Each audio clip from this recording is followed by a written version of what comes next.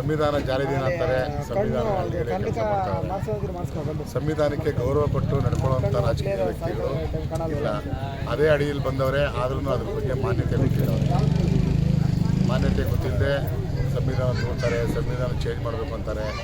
ಒಬ್ಬ ಜಡ್ಜು ಮಲ್ಲಿಕಾರ್ಜುನ ಪಾಟೀಲ್ ಅನ್ನೋ ಒಬ್ಬ ಜಡ್ಜು ಸಂವಿಧಾನ ಮಾತಾಡ್ತಾರೆ.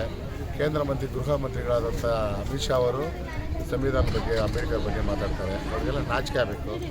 ಯಾಕಂದರೆ ಈ ಸಂವಿಧಾನ ಪೀಠಿಕೆಯಿಂದಲೇ ಬಂದಂಥ ಒಂದು ಸ್ಥಾನಮಾನ ಹುದ್ದೆ ಪಡೆದಿರೋಂಥವ್ರು ಇವತ್ತು ಐಷಾರಾಮಿ ಜೀವನ ಮಾಡ್ತಿರೋರು ಅಂಬೇಡ್ಕರ್ ಬಗ್ಗೆ, ಅವ್ರು ಬರೆದಿರೋಂಥ ಸಂವಿಧಾನದ ಬಗ್ಗೆ ಅಗೌರವ ಮಾಡ್ತಾವ್ರು. ಅಂದರೆ ಅದಕ್ಕೆ ಸ್ವಲ್ಪನೂ ಒಂದು ಕೃತಜ್ಞತೆ ಇಲ್ಲ ಅವ್ರಿಗೆ. ಕೃತಜ್ಞತೆ ಇಲ್ಲದೆ ಇರೋಂಥ ಜನಗಳ ಮಧ್ಯದಲ್ಲಿ ಬದುಕಿದ್ದೀವಿ ಅಂತ ಹೇಳೋಕ್ಕೆ ಬೇಸರ ಆಗುತ್ತೆ. ಸೊ ಹಾಗಾಗಿ ತುಂಬ ಚೆನ್ನಾಗಿ ಕಾರ್ಯಕ್ರಮ ಹೋಗ್ತಿದೆ. ಆಮೇಲೆ ಅಂಬೇಡ್ಕರ್ ವಿಚಾರ ಅಂತ ಬಂದರೆ ಈ ಸಂವಿಧಾನನೇ ಇವತ್ತೊಂದು ಹೈಲೈಟು. ಸೊ ಅಂಬೇಡ್ಕರ್ ಸಂವಿಧಾನ ಎಲ್ಲ ಕಡೆ ಎಲ್ಲ ಸಂಘಟನೆಯವರು ಎಲ್ಲ ಸಾರ್ವಜನಿಕವಾಗಿ ಆಚರಣೆ ಮಾಡ್ತಾವ್ರೆ. ಅದರಲ್ಲಿ ಹಿಂದೆ ಅಂಬೇಡ್ಕರ್ ಅವರೇನೋದು ಖುಷಿ ನಮ್ಗೆ ಆಗ್ತದೆ ಸರ್. ಮತ್ತು ಪ್ರಜಾ ಫೌಂಡೇಶನ್ದು ತುಂಬ ದೊಡ್ಡ ಗುರಿ ಇದೆ. ಆ ದೊಡ್ಡ ಗುರಿನಲ್ಲಿ ಪ್ರತಿಯೊಂದು ಜನಸಾಮಾನ್ಯರಿಗೂ ಕೈಗೆ ಇಟ್ಕುವಂಥ ಕೆಲಸಗಳು ಮಾಡ್ತಿದ್ದೀವಿ ಅಂಥೇಳಿ ಈಗಾಗಲೇ ನಮ್ಮ ಫೌಂಡೇಶನಿಂದ ಗೀತಾ ಮೇಡಮ್ ಅಂತ ಒಬ್ಬರು ಅವರು ಖಜಾನ್ಸಿ ಆಗಿದ್ದಾರೆ. ಮತ್ತು ನಮ್ಮ ಸತೀಶ್ ಹೆಗಡೆ ಅಂತ ಅವರು ಒಬ್ಬರು ಕಾರ್ಯದರ್ಶಿ ಆಗಿದ್ದಾರೆ. ಬಾಬು ಅಂತ ಒಂದು ವೈಸ್ ಪ್ರೆಸಿಡೆಂಟ್ ಆಗಿದ್ದಾರೆ.